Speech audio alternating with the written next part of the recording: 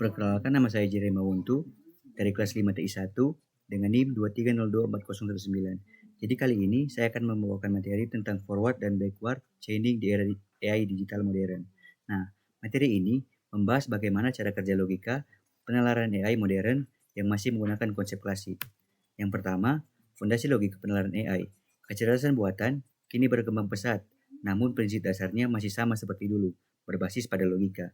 AI digunakan di hampir semua bidang, mulai dari kesehatan, industri, hingga pendidikan, menunjukkan relevansi fundamentalnya. Banyak sistem modern masih memakai dasar logika, rule-based reasoning, yang kuat dan teruji. Dua konsep utamanya yang akan dibahas adalah forward chaining dan backward chaining. Interface engine atau otak sistem pakar. Fungsi utamanya membuat keputusan berdasarkan aturan dan fakta yang ada dalam basis pengetahuan. Kemudian untuk mekanisme kerjanya menggunakan logika if-then untuk menarik kesimpulan yang valid. Kemudian untuk relevansi masih digunakan secara luas di expert system dan chatbot modern untuk penalaran logis. Yang pertama, untuk forward chaining, pendekatan berawal dari fakta yang ada untuk mendapatkan kesimpulan. Kemudian untuk backward chaining, pendekatan berawal dari tujuan untuk mencari bukti pendukung. Nah, rule-based reasoning, forward chaining. Nah, data driven melakukan penalaran dari data yang tersedia menuju kesimpulan yang mungkin. Data driven reasoning. Kemudian diagnosis dari gejala. Nah, aplikasi kesehatan seperti Halodoc mendeteksi penyakit dan mencolokkan gejala, fakta ke aturan. Kemudian untuk sistem optimasi, sistem smart home yang menyalakan lampu otomatis berdasarkan aktivasi sensor cahaya atau gerakan. Sistem memulai dari fakta yang diketahui, kemudian setiap fakta diuji terhadap aturan untuk menemukan kesimpulan baru secara berantai. Contoh tahapan forward chaining. Berikut adalah ilustrasi bagaimana sistem menarik kesimpulan diagnosis secara bertahap dari fakta mentah hingga kesimpulan akhir. Yang pertama, fakta awal. Suhu tubuh 38 derajat Celcius. Sakit tenggorokan, sakit lebih dari seminggu. Untuk penerapan aturan 1, aturan. Jika demam lebih dari 37 derajat Celcius dan sakit lama lebih dari 7 hari, kesimpulan baru, yaitu infeksi. Kemudian, untuk penerapan aturan 2, aturan. Jika infeksi dan tenggorokan sakit, kesimpulan akhirnya radang tenggorokan. Proses ini bersifat kumulatif. Fakta dan kesimpulan baru terus ditambahkan ke memori kerja sistem. Kemudian ada goal-driven reasoning. Backward chaining, yang pertama, mulai dari tujuan. Sistem memulai hipotesis atau tujuan yang ingin dibuktikan secara disebut goal-driven reasoning. Kemudian, cari bukti.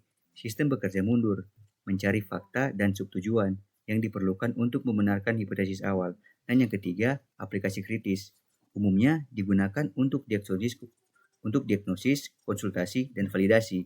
Seperti pada chatbot medis yang bertanya, apakah saya terkena flu? Dan yang terakhir ada sistem keamanan. Digunakan dalam sistem keamanan untuk mencari bukti pelanggaran yang ada.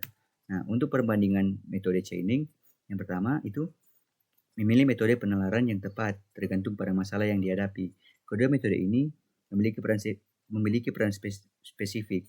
Arah penalaran, sifat, dari kerja kesimpulan, maju, penemuan, dari kerja fakta, mundur, verifikasi.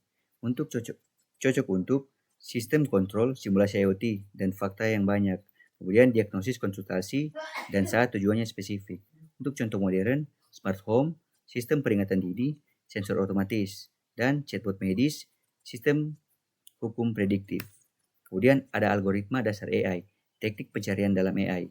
Untuk menemukan solusi atau jalur optimal, sistem AI mengandalkan algoritma pencarian yang efisien, yang juga merupakan konsep klasik. Yang pertama ada Depth First Search atau DFS, menelusuri satu cabang sampai ke dalam paling akhir sebelum beralih ke cabang yang lain. Kemudian ada Breadth First Search atau BFS, menelusuri semua node di satu level secara horizontal sebelum turun ke level berikutnya. Dan yang terakhir ada Best First Search atau BFS, menggunakan nilai heuristik perkiraan untuk selalu memilih jalur yang paling menjanjikan terlebih dahulu. Kemudian ada aplikasi modern, teknik pencarian. Teknik pencarian yang fundamental ini menjadi fondasi banyak teknologi canggih yang kita gunakan sehari-hari. Yang pertama, ada DFS, untuk mencari solusi dalam game AI seperti catur digital atau era teka-teki. di mana ruang pencarian sangat dalam. Dan yang kedua, BFS, analisis hubungan di media sosial, Facebook atau LinkedIn digunakan untuk menemukan jalur terpendek antar dua pengguna, shortest path. Dan yang terakhir ada Best First Search atau BFS, navigasi Google Maps dan sistem pengambilan keputusan pada kendaraan otonom untuk route optimal. Dan terakhir ada kesimpulan akhir. Meskipun landscape teknologi terus bertambah, logika penalaran klasik tetap menjadi pilar yang relevan dan esensial dalam pengembangan sistem kecerdasan buatan. Yang pertama, prinsip dasar, logika penalaran klasik menawarkan dasar yang efisien dan transparan, mudah dijelaskan bagi AI modern. Kemudian yang kedua, pengambilan keputusan.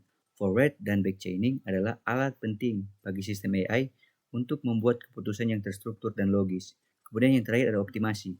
Teknik pencarian, DFS, BFS, dan heuristik adalah fondasi utama dalam optimasi rute, perencanaan, dan pemecahan masalah. Sekian dari saya, Jerry Mawuntu. Terima kasih.